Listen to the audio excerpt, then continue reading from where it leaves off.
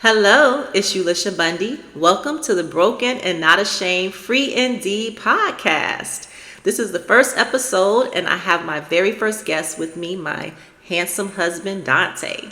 Hello. In October is Pregnancy and Infant Loss Awareness Month, so we wanted to come on and just update those that have been following our story and anyone that is new to the channel on how we're doing after our infant loss of our precious William Matthew. If you want to know more about the infant loss and about what happened and things like that, I will link the video down below where I go into more detail. But for now, we want to give an update of just how we're doing and share a little bit of our story of how life continues to go on after pregnancy and infant loss. So, how are we doing 4 years after the loss of our son, William? Doing good. With the Lord, just keeping him in the center of our marriage. We never forget William. He's always a part of our life. He's always in our thoughts each and every day. His pictures are still in our house, and wherever we mention our children, we mention him. He has his 4 years, but he's still with us. He's in a better place. We definitely miss him, but we're just here to show support. Because he's not here, we're not gonna never forget him. The 2 weeks we did have him, he made an impact in our lives and other lives of people we know. So we just thank God he used him. Yeah. So definitely still remembering our baby boy, never forgotten. I definitely still think about him every day. I don't speak of him necessarily to anyone else every day, but always think about him every day. Take time sometimes to look at pictures. We still celebrate his birthday. The first 3 years we had a birthday party and invited family and friends over. This last year we made it a little more intimate, and we went away as a family trip with our children and our grandson, which is an update.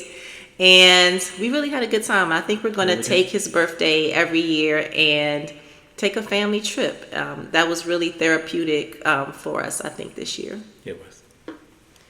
So what has helped us to cope? What would you say has helped you to cope with the loss? Accepting the loss. Yeah. God doesn't make mistakes.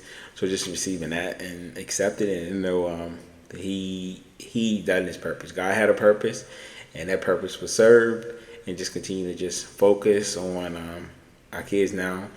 And just keep life going, because he wouldn't want us to be mourning him.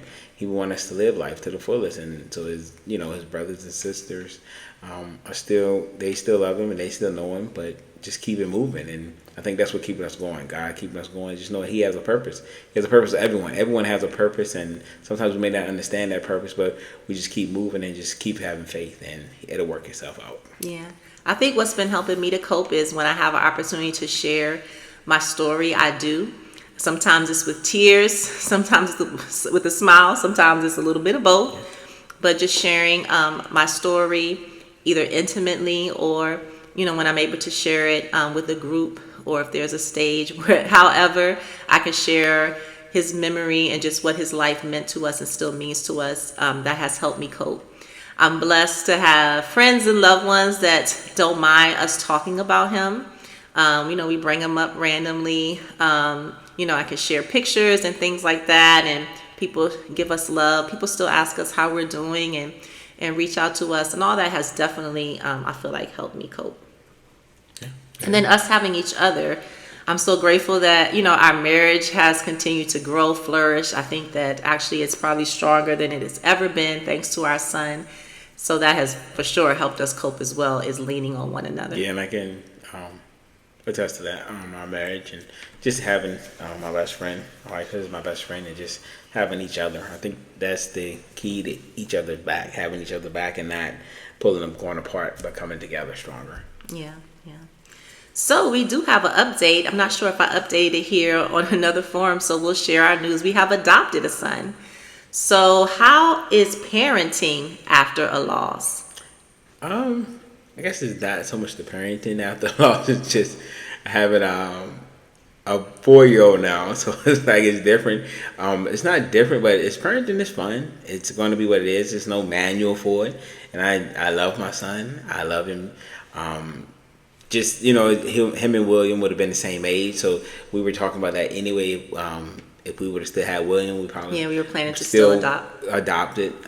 If it would have been Joel or another son, but I love my son. It's just no different. Just raising a young man, right? Raising a young man of God, and just you know, instilling things in him that God would have for me to instill him. Just how to be a man, and just, you know, he wants to do everything Daddy does. So I love that. So it's like I'm eating that up, but keeping us busy. It's no different. It's no different than it's parenting with the girls, but it's just you know, we just gotta keep him covered and just make sure he stays on the right path. That he knows that God has a plan for him, and he knows that Jesus loves him. So I'm just excited. I love parenting, and just to see where we go with this. You know, where he goes to grow to be a young man, and just look back on it like when he was small.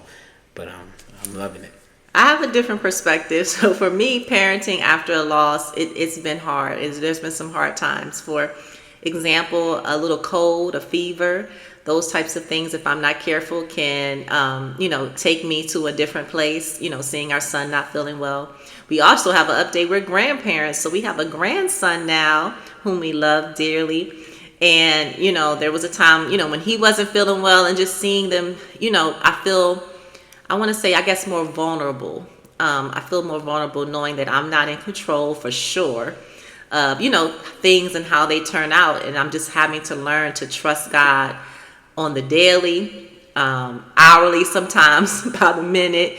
Like even with our adult children, I found that it has made me, in some instances, trying to be more protective. In some instances, you know, like I said, things like just a fever and a cough and a cold can take me back to a place. So just being mindful, you know, trying to protect my mind, you know, capture those thoughts that are not good, and just trusting and turning it over to God, and just knowing that He's in control anyway. I am not in control, and trying to release it. But I'll be honest, some days it's harder than others, but it is a difference for me, I found, with parenting after a loss. I feel like there's an even greater sense as a parent of, like, you know, vulnerability, and just not, you know, knowing what could happen, knowing what it's like to lose a child. I feel like can make you fearful of, you know, something happening to the children that you do have, or the children that you will have. So definitely still praying and working through some of that, but thanking God that, you know, we never lost our relationship with Him. So trusting and just seeking out help. And I actually did seek out some therapy. Hey, if you need somebody to talk to, you know, reach out and get yourself some help. You know, that has helped me as well. So what would you say to other couples who have lost a child, a baby, or a pregnancy? Keep going. Don't give up. Seek God. You have to trust Him. I'm not saying it's easy, but you got to have faith. As the wife said in the beginning, you know, we prayed. We've been praying, and 20 plus miscarriages. 10 years later, we had William. And like I said before, you know, God had a plan. And sometimes we don't understand God's plan, or we don't understand the purpose, but we know He has a purpose and a plan. So just keep the course. It's not easy. You know, you can find support. You know, that's why we do these, because I can't say it. I would know how you feel, because you can't put words on losing a child, losing losing a part of you, because everyone's going to mourn differently. Everyone's going to grieve differently. I didn't mean mourn. I meant grieve differently than someone else. So, you know, just stay the course and trust God, and lean on God, and lean on your spouse. Don't pull away from your spouse. Don't shut down. Lean on them. And you guys have to lean on each other. You have to be a team. You need that support at this time. And if you have a support system, if you have a family that understands what you're going through, lean on them. Ask for prayer. You know, just if you need to talk to somebody, just to cry. You might not have no words. Just cry. Just let it out, because you can't just hold it in, because that's not good. That's worse than, you know, letting it out. So stay the course. Lean on each other, lean on your family, lean on your circle. This is the time to use your circle. And just have that support, because you need it, because it's not easy. It's not an easy process. I wouldn't wish this on no one. But like we said, God doesn't make mistakes, and life happens. So you have to figure it out. And I would say God still loves you. Yes. God still loves you. Our babies are with him in heaven. And there was a time when that, thought kind of made me bitter because I would rather have had them here with me. But now I'm at a time where that brings me, some joy and some peace. I also think about some of our loved ones that have gone on to heaven, and I think about, our babies being with them.